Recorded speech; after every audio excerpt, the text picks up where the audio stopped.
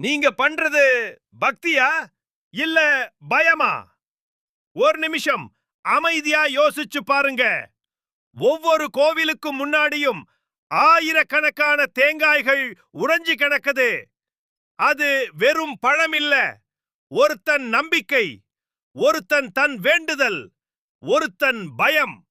காரியம் நடக்கணும், பாவம் கழியணும், அருள் கிடைக்கணும். இந்த 3 வார்த்தைக்காக நாம் தினமும் உரைக்கிறோம்.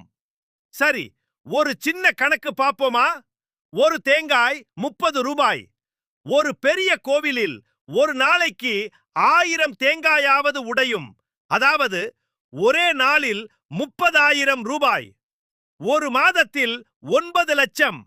ஒரு வருடத்தில் 1 கோடியை தாண்டும். கேள்வி இங்க ஆரம்பிக்குது. ஒரே ஒரு கோவிலில் 1 கோடிக்கும் மேலான பணம் தரையில உறைஞ்சு போகுது.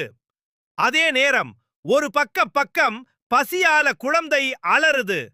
ஒரு பக்கம் மருந்து இல்லாம நோயாளி துடிக்கிறான். ஒரு பக்கம் அரசு பள்ளியில பெஞ்சே இல்லாம மாணவன் தரையில உட்கார்றான்.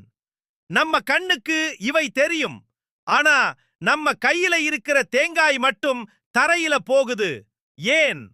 ஏன்னா நமக்கு சொல்லப்பட்டிருக்கு, உடைச்சா அருள், உடைச்சா அருள், உடைச்சா பாவ நிவர்த்தி, உடைச்சா கடவுள் சந்தோஷம்.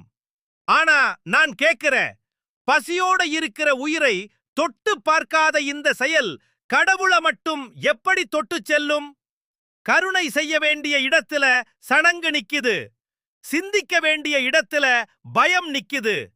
உடைஞ்சு போறது தேங்காய் மட்டும் இல்ல, ஒவ்வொரு அடியிலும் நம்ம பகுத்தறிவும் கொஞ்சம் கொஞ்சமா உடைஞ்சு போகுது.